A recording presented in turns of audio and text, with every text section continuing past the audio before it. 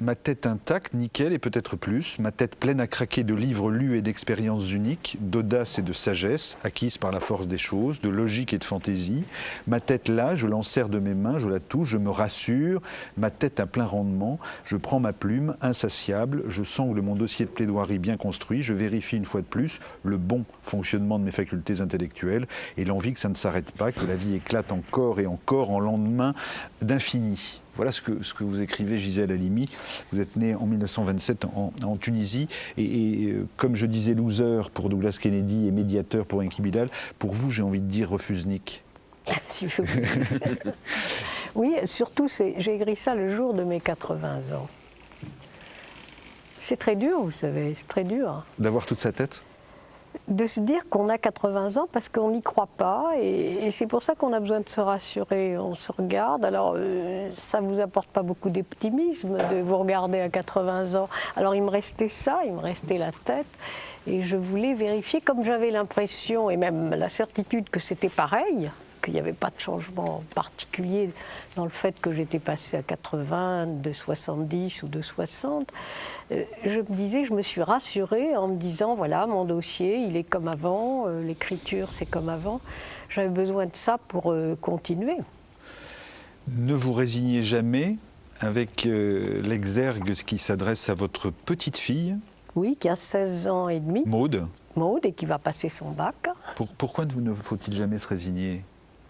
Parce que je pense d'abord, je ne sais pas ce que vous en pensez, je pense que c'est une vertu, entre guillemets, d'une tristesse terrible, la résignation. C'est mieux vaut le désespoir, mieux vaut la tragédie, parce que la résignation, presque, parce que la résignation, ça vous aplatit complètement, ça vous supprime comme être vivant, comme être décidant, ça vous enlève tout projet. Si vous vous résignez, vous êtes là dans l'expectative.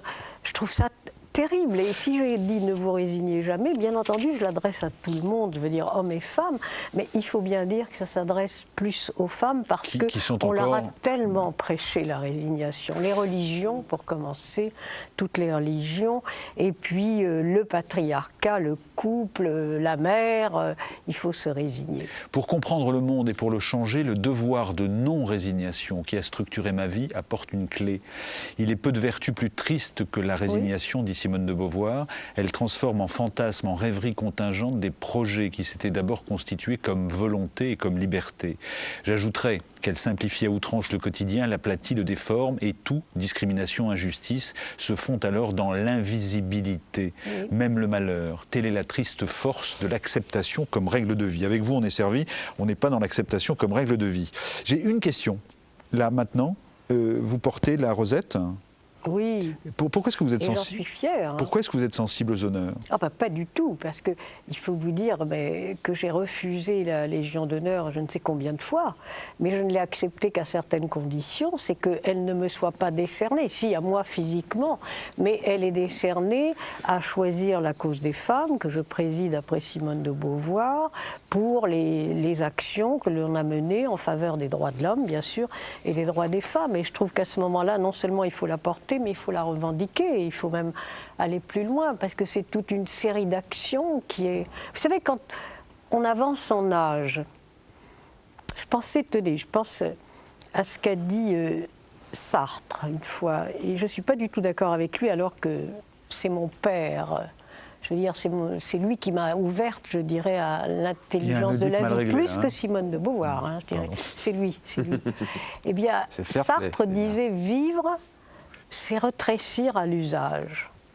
Et moi, j'ai senti en écrivant ce livre exactement le contraire.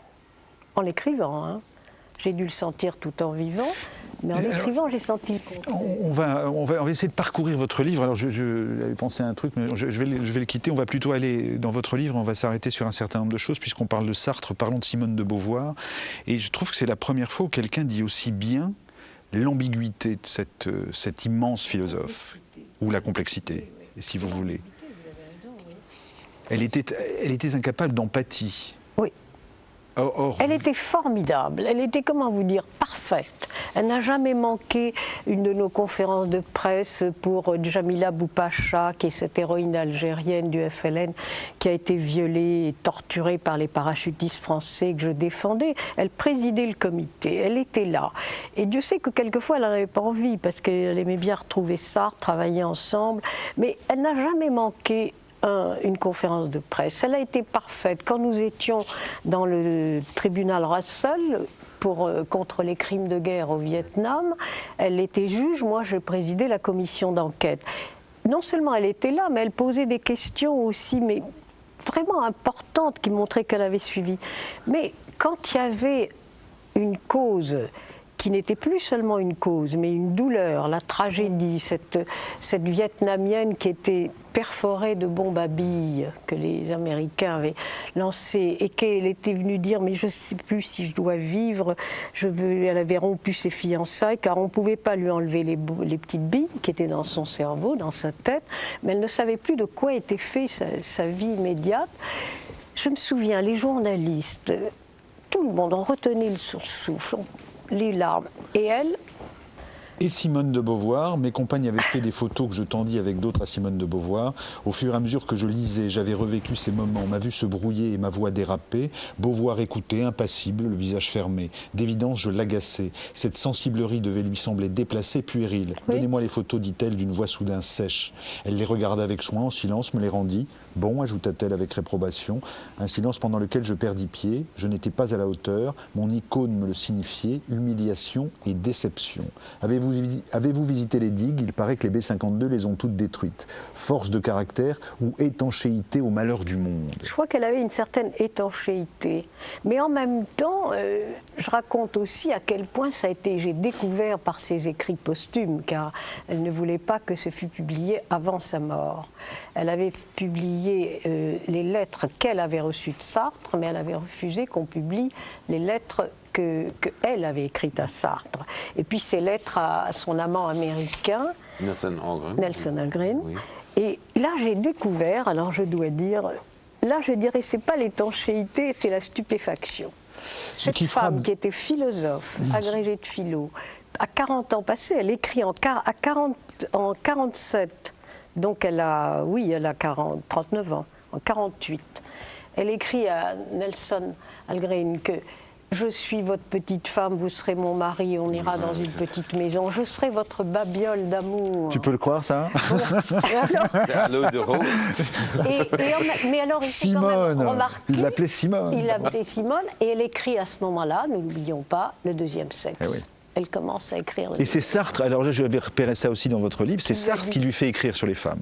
Oui. Alors, j'ai une question. Il lui a dit, vous devriez écrire une... J'ai une question à vous poser. Est-ce que l'origine et l'origine socio-professionnelle peut expliquer peut-être ce recul par rapport à la difficulté de la vie? Vous en avez chié, passez-moi la trivialité, quand vous étiez enfant.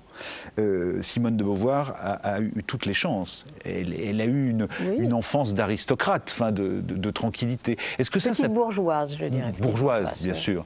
Hein, mais est-ce que ça peut expliquer un rapport au monde? En partie, oui. En partie. Vous demandez à tous ceux qui ont eu des... Moi, j'ai eu une enfance qui m'asphyxiait, la pauvreté, la colonisation, enfin, tout à la fois. Il y a un bouquet. Quand vous êtes Simone de Beauvoir, elle a eu la chance d'avoir un père qui lui a dit qu'il fallait qu'elle ait une indépendance économique, qu'elle fasse des études, alors que moi, mes parents m'ont dit, puisque tu es une fille, tu n'as pas étudié, et il fallait que je me marie à 15 ans avec vous avez refusé. Un marchand d'huile qui en avait 35. Mais disait mon père, il a 2 voitures. Non, quelques repères, hein, grève de la faim très, très jeune, hein, vous faites une grève de la faim parce que vous n'acceptez pas la loi familiale, refus d'un mariage arrangé à 16 ans, et vous dites mon féminisme est né d'une révolte. Votre féminisme, votre engagement politique et votre métier d'avocate. Aussi, oui.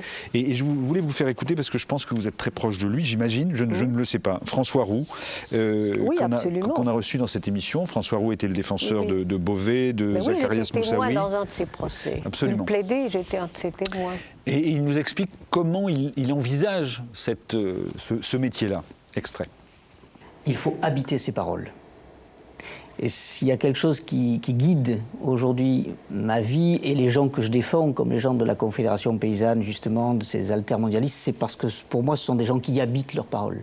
Ils ne se contentent pas de parler, de parler, ils mettent en œuvre ce à quoi ils croient. Je ne sacralise pas la loi. Je considère que la loi doit toujours évoluer en fonction de l'avancement d'une société, en fonction de l'avancement des mentalités. Et malheureusement, quelquefois, pour faire évoluer la loi, il faut la pousser par la désobéissance à la loi. C'est ce que dit souvent José Bové. En fait, la désobéissance civile, c'est un paradoxe. On construit du droit en désobéissant d'abord à une loi. Mais on construit du droit pour le futur. Oui, je suis tout à fait en accord avec lui.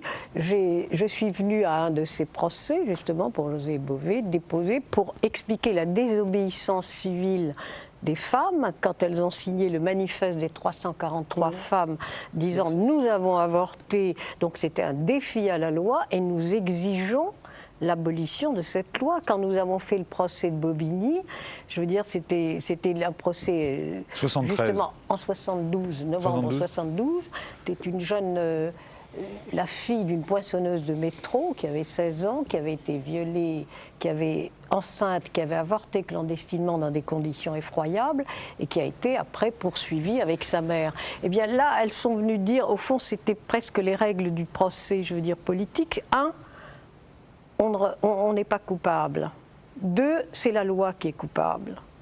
3, on demande le changement de la loi à laquelle on a volontairement désobéi. Et 4, ça c'est la règle, si je veux dire politique entre guillemets, on ne parle même pas à ses juges, on parle à l'opinion publique tout entière par-dessus la tête des juges. Et c'est ça la désobéissance civile. On continue dans votre livre, on arrive sur une notion importante qui est la curiosité. Ah oui. Donc aujourd'hui,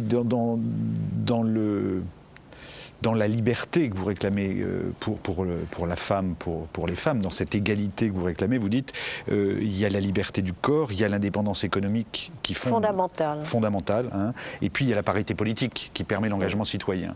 Et par rapport à la maternité, vous avez ce mot de curiosité. Vous dites ceci, alors que vous avez eu 3 fils, hein, vous auriez aimé avoir une fille, mais vous avez une petite fille avec laquelle vous vous rattrapez. Et même 3 filles. Oui, même 3 filles. Bon.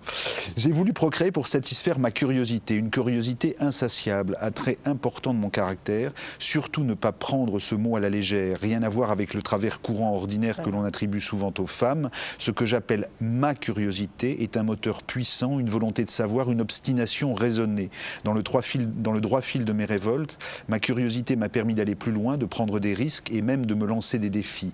Peut-être même m'a-t-elle donné une force que d'aucuns ont confondue dans des situations exceptionnelles, Algérie, Vietnam, avec le courage. Jusqu'où oserais-je? Quelles sont mes vraies limites? Et si j'ose, jusqu'où oseront-ils? J'envisageais la grossesse et l'accouchement comme le paroxysme inconnu de mon corps de femme. Je minimisais à dessein les responsabilités d'une naissance et me fixais sur la découverte nécessaire de mon accomplissement biologique. Autrement dit, vous dites ceci.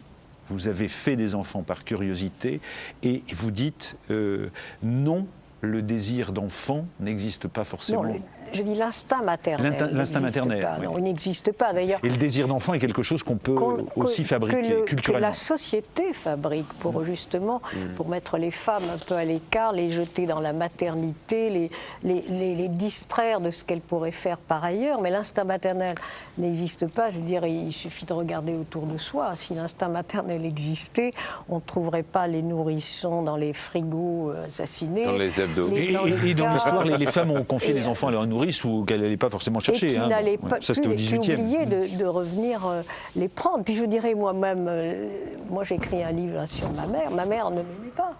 Ça a été un grand drame. Elle n'aimait pas ma sœur, mais elle aimait nos 2 frères, les 2 frères. Donc elle était donc capable d'amour, puisqu'elle aimait les 2 frères, mais sûrement pas d'instinct maternel. Autrement, elle nous aurait aimés tous les 4. Je crois que ça, c'est une fabrication de la société, justement, pour aliéner un peu plus la femme, pour l'attacher à sa fonction, pour en faire une reproductrice et pas une créatrice, et pas quelqu'un qui prend des décisions. Est-ce que vous pensez qu'aujourd'hui, la technologie peut parce que derrière ce que vous dites, il y a quand même la question fondamentale de la reproduction de l'espèce. Oui.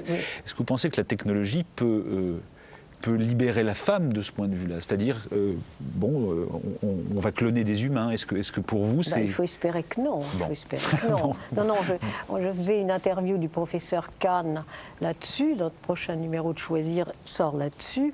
Et là, on est clairs tous. On n'est surtout pas allé jusque-là. Et même d'ailleurs, moi, je suis tout à fait opposée à la location de ventre. Parce que celle qui accouche, c'est la mère. Je voudrais vous montrer une dernière chose et je vous demanderai une réponse très rapide derrière. Oui. Quand j'aurais précisé que vous dites aussi dans votre livre que l'amour peut ne pas être forcément une aliénation. Hein. Vous dites ça aussi. Et dernier aspect, c'est un petit clin d'œil politique. Je voudrais vous montrer quelque chose et vous poser une toute dernière question juste après. Je vous propose d'écouter Édith Cresson et Rachida Dati. Extrait. Je suis féministe comme toutes les femmes qui ont un peu réfléchi. Je n'ai peut-être pas les outrances parce que je les trouve inutiles. Je crois qu'on défend mieux la cause des femmes en essayant de remplir de son mieux des fonctions qui sont généralement peu accordées aux femmes, plutôt que de tenir forcément des discours très agressifs. Cette décision de justice a protégé cette jeune femme. C'est ce qui vous dérange. La politique des grands frères, c'est vous. C'est vous qui avez abandonné ces jeunes filles. Alors vous pouvez attaquer la garde des Sceaux. Vous pouvez m'attaquer, comme vous le faisiez encore, Monsieur Hérault. Vous pouvez m'attaquer, mais j'ai échappé à l'échec de votre politique. C'est ce qui vous dérange. Alors s'il vous plaît, de grâce, n'empêchez pas ces jeunes filles d'être libres.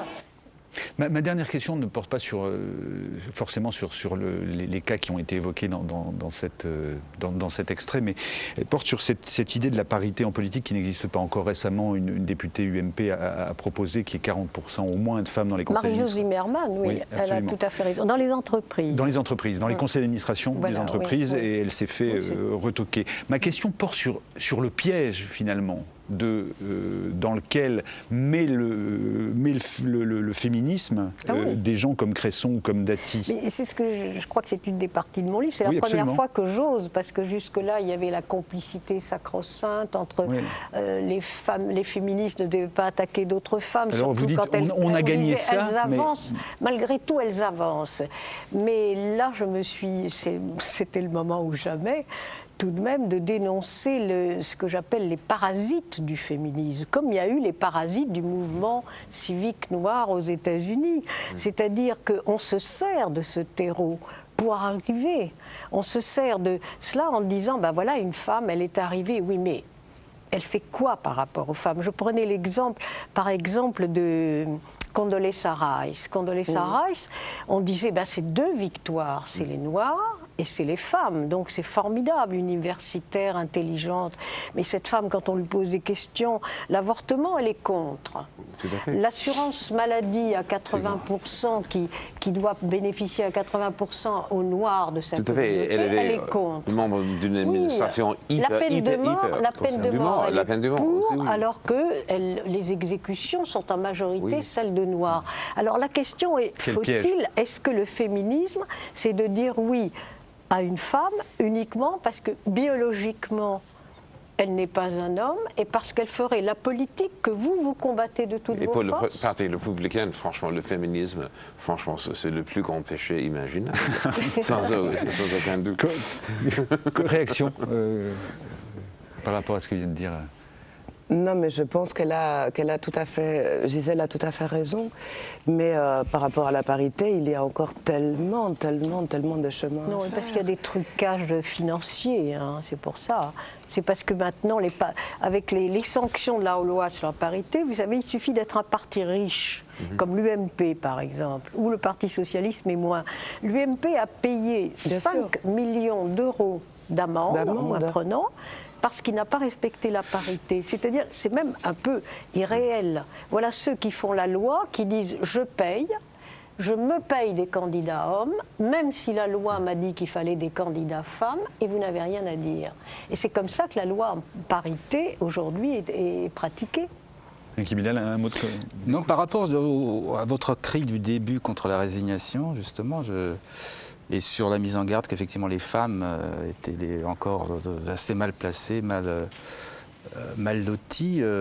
Il y a l'accélération de l'histoire, de l'information. Tout est accéléré, tout s'accélère et tout est en régression. Il y a une régression dont on ne parle pas beaucoup, et notamment celle, dans certaines religions, une certaine religion qui devient extrêmement importante, où la femme est de plus en plus rabaissée, d'une certaine manière. Oui, oui. Et donc cette résignation, effectivement, il faut lutter contre ça. Quelle religion en particulier? L'islam, par exemple. Moi, je dirais Quand on lit mal le Coran. Quand on lit mal le Coran. Non. Évidemment, ce n'est pas l'islam, la religion qui est en cause. C'est l'interprétation des hommes. Il ne faut pas choisir. Les hommes. 3 religions, il faut les renvoyer dos à dos. Je suis d'accord avec vous, c'est ce que j'ai fait dans mes précédents livres. Oui. Mais il y en a une qui est actuellement en crise d'adolescence, pratiquement. Donc c'est l'islam. Et effectivement, le danger, il est là,